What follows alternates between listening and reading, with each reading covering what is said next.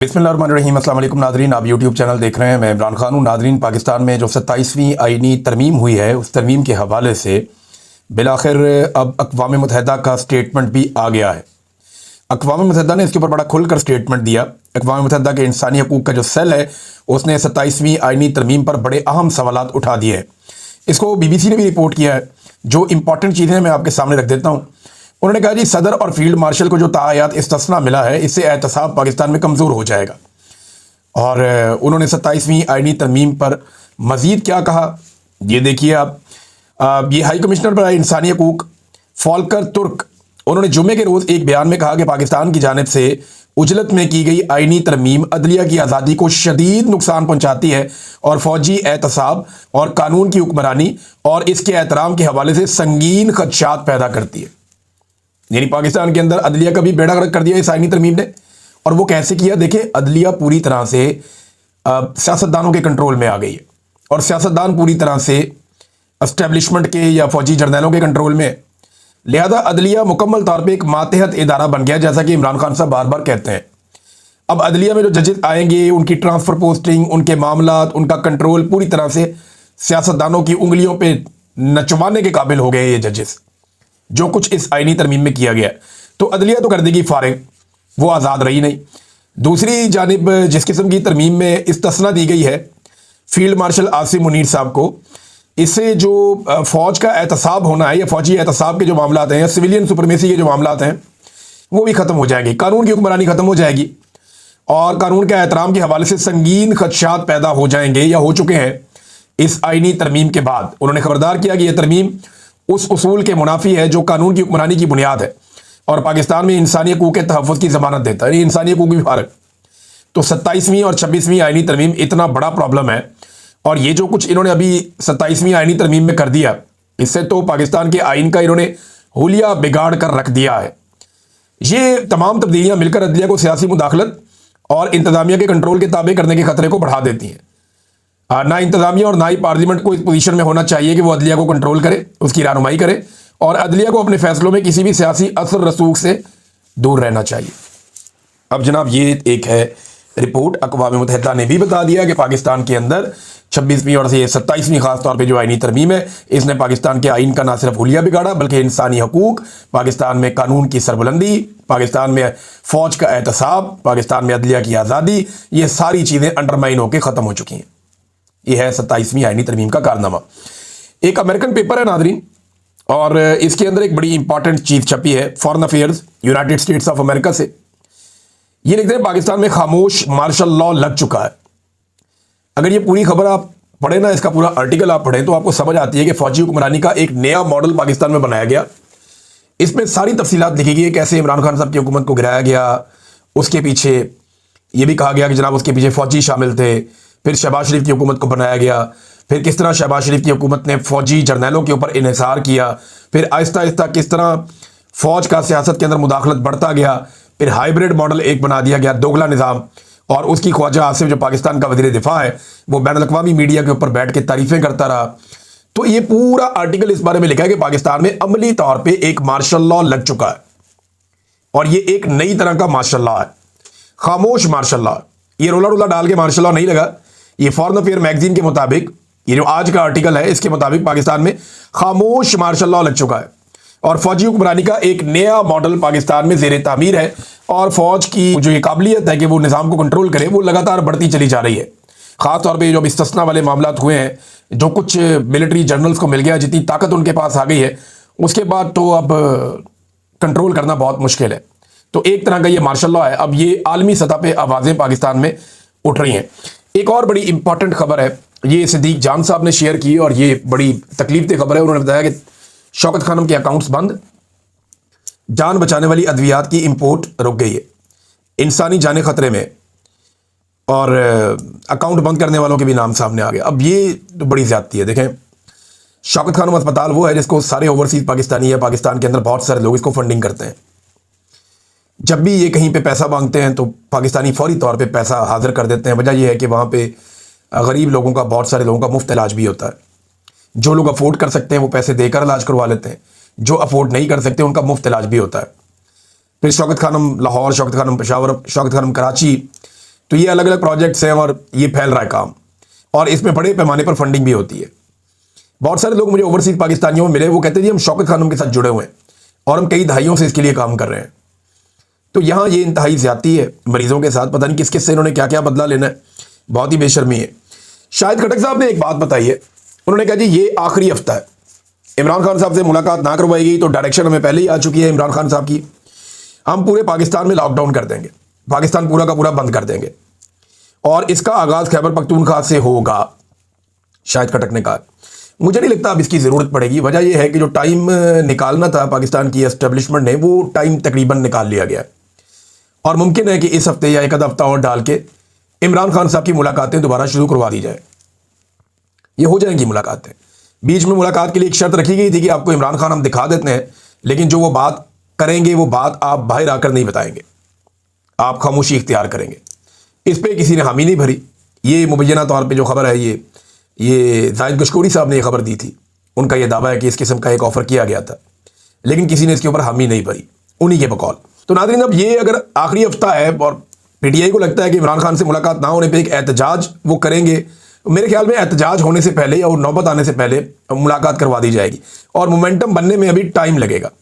Momentum بن تو رہا ہے، لیکن ابھی جو پراپر ایک مومنٹم بنتا ہے ایک تحریک کا، مجھے اچھی طرح یاد ہے عمران خان صاحب جب کوئی تحریک شروع کرتے تھے تو پہلے بہت سارے جلسے کرتے تھے، 1 2 3 4، وہ ایک ایک دن میں 2 2 3 3 جلسے بھی کرتے تھے، اور اتنے طوفانی دورے کرتے تھے عمران خان صاحب ہر طرف کہ بہت ایکٹیو آدمی تھے وہ، 70 سال کی عمر میں کمال جلسے کر کے عمران خان صاحب پورا ایک مومنٹم بنا لیتے تھے۔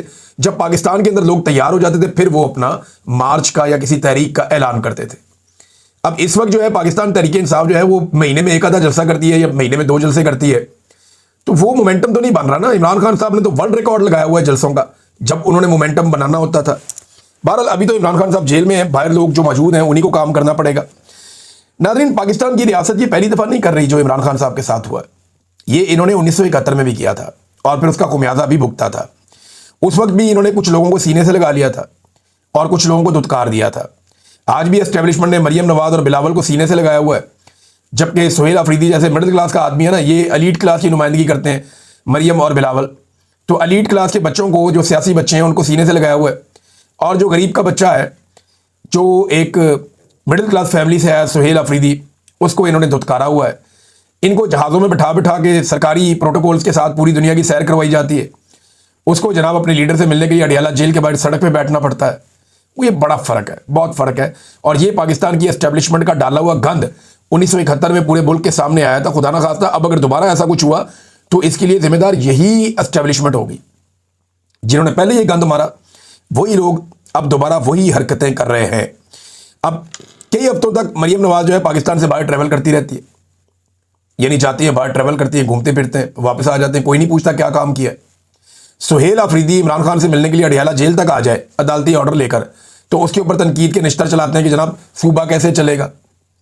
بھائی جس وقت مریم نواز جاتی ہے بیرونی دوروں پہ یا چھوٹی سی سرجری پہ یا کہیں لندن پہنچ جاتی ہیں، برازیل پہنچ جاتی ہیں، جاپان کے دورے پہ نکل گئے، جب یہ خاتون جاتی ہے ایئر فورس ون کو استعمال کرتے ہوئے، اس وقت تو کوئی نہیں پوچھتا کہ صوبہ کیسے چلے گا۔ اور جب سہیل آفریدی صرف اسلام آباد تک آ جاتا ہے اپنے صوبے سے نکل کر، تو اس سے کہا جاتا ہے جناب صوبہ کیسے چلے گا۔ یہ ایک دوہرا معیار، پاکستان کی ملٹری اسٹیبلشمنٹ اس کے پیچھے جرنیل باقاعدہ صحافیوں کو یہ سوال دیتے ہیں کہ جا کے اس قسم کے سوالات پوچھو جس سے نفرت کی فضا پیدا ہو۔ یعنی ایک سوال ایسا بھی کروایا گیا سہیل آفریدی سے، وہ بڑا ظلم ہوا، مجھے بڑی تکلیف ہوئی وہ سوال سن کے کہ جناب آپ اپنے صوبے کو ایک الگ ملک بنا دیں گے، الگ کر لیں گے۔ وہ جب مجھے بات کی لوگوں نے، انہوں نے کہا جی ہمیں بڑی تکلیف ہوئی اس بات سے، خیبر پختونخوا سے۔ انہوں نے کہا یہ اسٹیبلشمنٹ ہمارے ساتھ کرنا کیا چاہتی ہے؟ ہم پاکستانی ہیں، ہم ہیں پاکستان، پاکستان ہم سے ہے، ہم کیوں پاکستان کو 2 ٹکڑے کریں گے؟ یہ اگر کسی کی خواہش ہے تو وہ خود اپنی خواہش بیان کرے، ہمارے سامنے اس طرح کی باتیں نہ پھینکی جائیں۔ تو اس بات کی انہیں بہت تکلیف بھی ہوئی تھی۔ تو ناظرین یہ مظالم بڑے پرانے چل رہے ہیں اور ابھی تک چل رہے ہیں۔ نواز شریف کا ایک دعویٰ سامنے آیا، نواز شریف کہتا ہے کہ جی پاکستان ٹیک آف کر گیا، لیکن نواز شریف اس وقت اقتدار میں تو ہے، موجیں تو لگی ہوئی ہیں، اپنی بیٹی کو اور اپنے بھائی کو دونوں کو اقتدار دلوایا ہوا ہے اور خود بھی موجیں کر رہے ہیں، لیکن لیفٹیننٹ جنرل سرفراز احمد SIFC والے وہ تو کہہ رہے ہیں نواز شریف صاحب جھوٹ بولتے ہیں۔ ان کا جو سٹیٹمنٹ ہے وہ یہ ہے کہ ہم نے اپنی مالیاتی حالت کا ستیہ ناش کر دیا ہے، जो गवर्नर स्टेट बैंक है वो कहता है कि जी माशी मॉडल बिल्कुल नाकाम हो चुका है। जो मुशीर बराए ये सरमायाकारी है वो क्या होता है उसका, इसके अंदर जो मुशीर है वो ये कहता है जनाब पैसा वैसे ही कोई नहीं आ रहा बाहर से और हमारा गवर्नेंस का मॉडल ही नाकाम है। IMF ने इसके ऊपर एक अलग 225 सफ़ों की रिपोर्ट दे दी। इन्होंने पूरी रिपोर्ट मुबैना तौर पे छापी भी नहीं, उसका जो हिस्सा छापा उसके अंदर IMF ने इनके सारे पोल खोल कर रख दिए। फिर बेरोजगारी जो है पाकिस्तान की तारीख में कभी ऐसे नहीं हुआ जो अब इन्होंने बेरोजगारी पाकिस्तान में बढ़ा दी है। महंगाई इन्होंने कहां से कहां पहुंचा दी, आप मुवाजना करके देख लें इमरान खान साहब के दौर से। कर्जे पाकिस्तान बनने से लेकर अब तक इतने कर्जे नहीं लिए जितने इन्होंने इस दौर के अंदर कर्जे ले लिए। तबाही फेर दी इन्होंने कर्जे ले लेकर। सरमायाकारी पाकिस्तान की 51 साल की कम तरीन सरमायाकारी हो रही है पाकिस्तान में, और SIFC बना के मनपसंद अफराद को ठेके दिए जा रहे हैं। ये है जनाब टोटल कहानी। तो नवाज शरीफ का टेक ऑफ अगर ऐसे होता है ना तो नवाज शरीफ से हाथ जोड़ के सारों को कहना चाहिए बड़ी मेहरबानी जनाब टेक ऑफ ना करो, बल्कि तुम सारे बोरिया बिस्तरा बनो, टेक ऑफ करो तो जाओ पाकिस्तान से, जान छोड़ दे पाकिस्तानियों की, पाकिस्तानी खुद अपना मुल्क चला लेंगे। मिलिट्री एस्टेब्लिशमेंट को भी ये खेलने के लिए खिलौने मिले हुए हैं और इनके जरिए से वो अपना उल्लू सीधा करते रहते हैं। ये सिस्टम नाजरीन रोज एक बात की गवाही देता है, रोजाना ये सिस्टम गवाही देता है कि इमरान खान से ये सिस्टम डरा हुआ है। ये हुकूमत, ये एस्टेब्लिशमेंट, ये इतने कमजोर हैं और अंदर से इतने खोखले हैं कि ये एक कैदी की मुलाकात और जेल से उसका कोई बयान बाहर ना आ जाए, इस बात से ये लोग खौफजदा हैं। बेशर्मी के साथ गुजरा आते हैं और अगर कहते हैं जी इमरान खान बड़ी शानदार जिंदगी, शाहाना जिंदगी गुजारा जेल में, जनाब उसकी आज तक शक्ल नहीं देखी पाकिस्तानियों ने। गुज़िश्ता 850 दिन हो गए हैं, पाकिस्तानियों ने इमरान खान की शक्ल नहीं देखी, पाकिस्तानियों ने इमरान खान की आवाज़ नहीं सुनी। पाकिस्तान की तारीख में ऐसा कौन सा दूसरा कैदी है? और कुलभूषण यादव की भी बेशर्म की वीडियो बाहर आ गई थी, अभिनंदन की वीडियो भी बाहर आ गई थी, एहसानुल्लाह एहसान तुम्हारे कंट्रोल में था, उसका भी तुमने इंटरव्यू छाप दिया था। और भाई हर एक की वीडियो आ जाती है, ऑडियो आ जाती है, हर एक की शक्ल आप दिखा देते हैं। इमरान खान से इतना खौफ है कि ना उसका चेहरा दिखाते हैं ना उसकी आवाज़ सुनाते हैं। फिर ये कहते हैं इमरान खान शाहाना जिंदगी गुजार रहा है। और भाई मौजे तो नवाज शरीफ की थी, जब दिल किया स्टेटमेंट दे दिया। 150 बंदा मिलने के लिए जाता था नवाज शरीफ को जुमेरात वाले दिन, और 150 बंदे की मुलाकातें होती थी। मैंने एवरेज मुलाकातें नवाज शरीफ की निकाल के एक वीलॉग किया था, सारी मुलाकातों की तफसीलात मैंने लेने के बाद उसकी एवरेज निकाली थी तो 22 मुलाकातें डेली निकल रही थी। 22 मुलाकातें डेली नवाज शरीफ साहब करते थे। सुबह का नाश्ता करते हुए दोपहर का खाना लिखकर देकर भेजते थे ये लोग, दोपहर का खाना खाते हुए रात का खाना लिखकर देकर भेजते थे ये लोग, और रात का खाना खाते हुए सुबह का नाश्ता लिखकर ये भेजते थे। फिजियोथेरेपिस्ट इनके पास दबाने के लिए, कुटने के लिए, मालिशों के लिए वहां पे जेल में मौजूद रहते थे। अपने जाती मुआलिज इनके साथ सारा सारा दिन बैठकर गप्पे लगाते थे। जरदारी साहब हुजूम के अंदर बैठकर खाना खाते थे। ज़िया शाहिद साहब ने कैसे कैसे पोल खोल दिए थे जब वो मिलने के लिए गए थे जरदारी साहब को जेल में। ये कहानियां इन्होंने कौम के लिए रखी हुई हैं। नाज़रीन पाकिस्तानियों को ना अब इन्होंने एक पिंजरे में बंद कर दिया, पाकिस्तान को ना एक पिंजरे की तरह इन्होंने बना दिया है। ऐसा लगता है पिंजरे के अंदर रोटी कम है और पाकिस्तानी जो है वो भूखे हैं, परेशान हैं, गुर्बत की लकीर से नीचे जा रहे हैं लगातार। आधे पाकिस्तानी लगभग गुर्बत की लकीर से नीचे चले गए क्योंकि पिंजरे के अंदर खाना कम है। और पिंजरे को काबू करके जो लोग बैठे हुए ना, ये एस्टेब्लिशमेंट और हुकूमत, वो पिंजरे से बाहर किसी को जाने नहीं दे रहे। अब ये इतला आई है कि 23,000 पाकिस्तानियों को ऑफलोड किया गया है। ये जनाब शहजाद प्राचा साहब की खबर है। वो ये कहते हैं कि 23,000 पाकिस्तानियों को मुख्तलिफ वजूहात की बुनियाद पर पहले 6 माह में ऑफलोड किया गया है।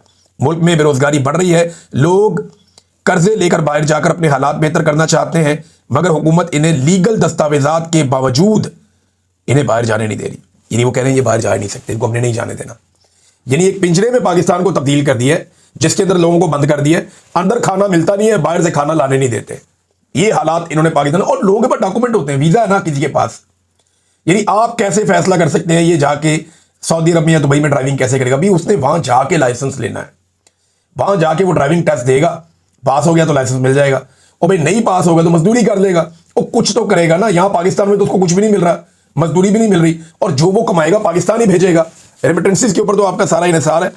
तो ये पाकिस्तानियों के साथ लगातार जुल्म कर रहे हैं क्योंकि इन्हें ये पता चल गया कि पाकिस्तान में लोग रहेंगे तो हम उनके ऊपर हुक्मरानी करेंगे ना। जितनी मिडिल क्लास है, लोअर मिडिल क्लास है या गरीब लोग हैं, वो पाकिस्तान छोड़ छोड़ के जा रहे हैं। पाकिस्तान में स्किल्ड लेबर खत्म हो रही है। असल में इनको इंटरनली एक रिपोर्ट मिली है कि पाकिस्तान के अंदर से जितना हो सके लोगों को रोका जाए। आर्मी चीफ ने बिला वजह ब्रेन गेन का लफ्ज इस्तेमाल कर दिया था, ये ब्रेन ड्रेन ही हो रहा है। पाकिस्तान के जो टेक्निकल लोग हैं वो पाकिस्तान छोड़ छोड़ कर बाहर जा रहे हैं और लेबर क्लास बहुत बड़ी तादाद में बाहर जा रही है, जिसकी वजह से स्किल्ड लेबर का पाकिस्तान में फुकदान होता चला जा रहा है। नाज़रीन एक और जो सोराब बरकत साहब के हवाले से आज़ाद कश्मीर से भी आवाज़ उठना शुरू हो गई है, اور میں جب آزاد کشمیر کے اندر ایک تحریک چل رہی تھی تو سہراب برکت صاحب سے رابطے میں رہا، کچھ اور جرنلسٹ ہیں ان سے بھی، تو انہوں نے واقعی حق ادا کیا تھا جب کشمیر میں تحریک چل رہی تھی، بڑی ذمہ داری کے ساتھ ایک اچھا کشمیری اور ایک اچھا پاکستانی ہونے کا انہوں نے حق ادا کیا تھا سہراب برکت صاحب نے. اور اس نے وہ بڑا فکر مند بھی تھا جب لوگوں کے اوپر گولی چل رہی تھی، جب اس طرح کے حالات تھے، وہ بہت فکر مند بھی تھا اپنے لوگوں کے لیے. تو آج کشمیر کے اندر آواز اٹھنا شروع ہوئی، بڑی اچھی بات ہے، کیونکہ وہ کشمیر کا بیٹا ہے، وہ کشمیر کے لیے آواز اٹھا رہا تھا اس وقت، اور اس نے کشمیری ہونے کا حق ادا کیا. تو اب کشمیر کے جو ہمارے بہن بھائی ہیں ان کی بھی ذمہ داری ہے کہ وہ سہراب برکت کے لیے آواز اٹھائیں اور وہ حق ادا کریں کہ ایک اچھا کشمیری اور ایک اچھا پاکستانی، ایک ذمہ دار انسان جو ہے اسے گرفتار کیا گیا ہے، اور ایک جھوٹے بوگس مقدمے میں، ایسے مقدمے میں، یعنی سنم جاوید کا انٹرویو کر لیا. ابھی یہ کون سا مقدمہ ہے؟ ابھی 24 نومبر کو عدالت کے اندر باقاعدہ یہ ڈپٹی اٹارنی جنرل آیا، ایف آئی اے کا ڈی جی ہے، اس کے ڈاکومنٹ کے اوپر ہر جگہ پہ لکھ کر دیا گیا کہ جناب یہ کسی کیس میں مطلوب نہیں ہے. اب پتہ چلتا ہے جناب اس کو تو ایک کیس میں اشتہاری کیا ہوا ہے. بھئی اشتہاری آپ اس کو کہتے ہیں جو چھپا ہوا آدمی ہو، جنگلوں میں جا کے چھپ جائے، پہاڑوں پہ چلا جائے، غائب ہو جائے. یعنی آپ نے اشتہاری کرنا ہے تو ایک دور میں میں بھی ایسے ہی غائب رہا ہوں پہاڑوں پہ، آپ اس وقت مجھے کر سکتے تھے. آپ نے اشتہاری کرنا ہے تو آپ کر سکتے تھے مراد سعید صاحب کو کر سکتے ہیں، یا اس طرح آپ لوگوں کو اشتہاری کر سکتے ہیں. لیکن آپ سہراب برکت کو اشتہاری کیسے کر سکتے ہیں؟ بھائی روزانہ اپنے دفتر میں آ رہا ہے، حد نہیں ہوگی کہ جناب اس کو اشتہاری کر دیا ہم نے. وہ روز اپنے دفتر میں آ رہا ہے، آپ اس کو اشتہاری کر رہے ہیں، اور اب اس کو پکڑ کے بند کر دیا لاہور میں لے جا کے، کیونکہ اسلام آباد میں کسی کی ہمت نہیں ہو رہی تھی. اسلام آباد میں کرتے تو ہائی کورٹ کے اندر پہلے ہی کیس چل رہا تھا، انہوں نے بلا کے توہین عدالت لگا دینی تھی. تو اب میری سعد رسول صاحب سے بات ہوئی ہے، دیگر وکلا سے بھی بات ہوئی ہے. ایک تو کیس چلے گا اسلام آباد ہائی کورٹ میں، وہاں تو توہین عدالت کا کیس چلے گا اور یہ ان کے گلے پڑے گا انشاءاللہ ایک دن. اور دوسرا کیس جو ہے وہ لاہور کے اندر چلے گا.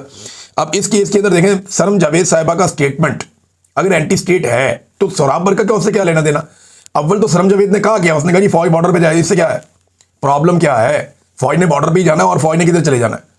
اس نے فوج کو کہیں اور تو نہیں بھیج دیا نا، پارلیمنٹ میں تو نہیں بھیج دیا. فوج کو اس نے اگر کہا ہوتا کہ پارلیمنٹ پہ گھس جائے، یا فوج کو کہا ہوتا کہ عدلیہ پہ چڑھ جائے، یا کہا ہوتا فوج کو کہ پارلیمنٹ لاجز کے اندر گھس جائے، پھر تو غلط بات تھی. لیکن جب اس نے یہ کہا کہ فوج بارڈر پہ چلی ہے تو یہ بہت اچھی بات ہے. اس کے اوپر تو لوگ شاعری کرتے رہے ہیں، بہت سارے شاعر ماضی میں بہت خدا کے واسطے بارڈر پہ جاؤ، ہماری عورتیں سہمی ہوئی ہیں. یہ مجھے بڑا اچھا کاظم علی خان صاحب کا شعر ہے، تو مجھے اگر میں غلطی ہوگی ہو تو کاظم علی خان صاحب سے معذرت، لیکن میں نے انہی سے یہ سنا تھا. تو یہ جو چیز ہے، یہ تو لوگ کہتے ہیں زبان زد عام ہے، بہت پرانی بات ہے، ہمیشہ سے لوگ کہتے رہے. اب اس کے اوپر پکڑ کے سہراب برکت کو جیل میں ڈال دیا. وہ آغا شیخ سرور، ان کے ساتھ تشدد کیا گیا، ان کو ٹارچر کیا گیا، کتنی بڑی زیادتی ہے. رائے غلام علی کو ٹارچر کیا گیا، ان کے ساتھ تشدد کیا گیا، انہیں شناخت پریڈ میں ڈال دیا پکڑ کے صحافیوں کو. ہم انشاءاللہ سنڈے کو یہاں پہ برطانیہ میں احتجاج کریں گے اس کے اوپر. اور آپ سب لوگوں سے گزارش ہے جو لوگ یہاں پہ موجود ہیں، یہ پوسٹر وغیرہ شیئر ہو رہا ہے سوشل میڈیا پہ، یہ آپ بھی اس کو دیکھ لیجئے، آپ لوگ تشریف لائیں جو لوگ وہاں موجود ہیں، اور تاکہ ہم آواز اٹھائیں ان آوازوں کے لیے جو پاکستان کے لیے لگاتار آواز اٹھا رہی ہیں. D G I S P R کہتے ہیں جناب کہ نان کسٹم گاڑیاں جو ہیں یہ کرتی ہیں دہشت گردی کے واقعات. تو ڈی جی صاحب یہ نان کسٹم گاڑیاں آتی کہاں سے ہیں؟ یہ ساری کی ساری گاڑیاں بارڈر سے آتی ہیں. بارڈر سے انہیں کراس کون کرواتا ہے؟ بارڈر پہ میری ڈیوٹی تو نہیں ہے، نہ پولیس کی ڈیوٹی ہے، نہ بارڈر کے اوپر کوئی سیاستدان کھڑا ہے، نہ بارڈر کے اوپر کوئی عام آدمی کھڑا ہے، کوئی مولوی بھی نہیں کھڑا بھی. بارڈر کے اوپر تو فوج کی ڈیوٹی ہے. تو D G I S P R صاحب یہ نان کسٹم گاڑیاں پاکستان میں آتی کیسے ہیں؟ پہلے تو آپ یہ بتائیں.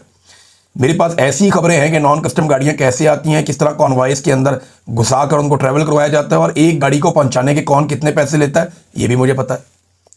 تو میرے خیال میں یہ نان کسٹم گاڑیوں والا دھندا بند کرنا چاہیے. اور اگر اس کو کرنا ہے تو وفاقی حکومت نے پالیسی بنا کر دینی ہے نا. خیبر پختونخوا میں اگر کچھ علاقوں میں اس بات کی اجازت ہے، حتیٰ کہ بلوچستان میں بھی کچھ علاقوں میں اس بات کی اجازت ہے کہ نان کسٹم گاڑیاں چلائی جا سکتی ہے. یہ بلوچستان میں بھی چلتی ہیں، خیبر پختونخوا میں بھی چلتی ہے کچھ علاقوں میں. اب جہاں جہاں یہ چلتی ہے اگر اس کو چینج کرنا ہے پالیسی کو تو آپ کو کرنا پڑے گا، گاڑیاں لیگلائز کرنی پڑیں گی. اور گاڑیاں لیگلائز کرنے کے لیے کون کون کتنی دہاڑی لگائے گا یہ بھی ہم سب اچھی طرح جانتے ہیں. اس کی خبر میں آپ کو پھر سناؤں گا. ناظرین، مریم نواز نے عجیب و غریب خواہش کا اظہار کر دیا ہے اور ایک بچے کو استعمال کیا گیا. اس میں پہلے بچے کا جناب ایک ویڈیو وائرل کیا گیا اور اس کی زبانی ہوا، پھر پھیلایا گیا، پھر اپنی خواہش لے کر مریم نواز صاحبہ میدان میں آ گئی. اب ان کو بھی جناب تا حیات وزیر اعلیٰ کا عہدہ چاہیے، تا حیات وزیر اعلیٰ. یہ پاکستان میں عجیب واقعاتی شروع ہو گئی ہے. جو اٹھتا ہے تا حیات، یعنی صدر پاکستان تا حیات استثنا، آرمی چیف تا حیات عہدہ بھی استثنا بھی. اب مریم نواز تا حیات مجھے بھی دے دیں وزارت اعلیٰ.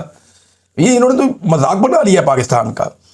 اور میں نے یہ بات کہی تھی جب یہ نئے حکومت میں آئے تھے نا، جب ان کی جعلی حکومت بنی تھی، تو میں نے اس وقت یہ کہا تھا، میں نے یہ بات پریزن وین کے اندر سے کہی تھی، قیدیوں والی گاڑی میں سے، اور میں نے بڑی اونچی آواز میں کہا تھا کہ ان کو جعلی حکومت بنا کے دے دی اسٹیبلشمنٹ نے، اور یہ سیریس ہی ہو گئے ہیں کہ ان کی حکومت ہے، یہ واقعی سیریس ہو گئے ہیں۔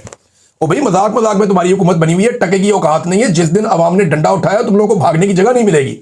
میں یہ جانتا ہوں کہ عوام کے مینڈیٹ پہ ڈاکہ مار کے بیٹھے ہیں نواز شریف اور ان کا خاندان، اور یہ ڈاکہ مروایا پاکستان کی ملٹری اسٹیبلشمنٹ نے، تو کب تک چلے گا؟ کتنا گھسیٹ لیں گے؟ ایک دن جواب تو دینا پڑے گا، اور یہ قوم اس دفعہ جواب لے گی۔ اب تک کے لیے اتنا ہی، اپنا خیال رکھیے گا، اپنے چینل کا بھی۔ اللہ حافظ۔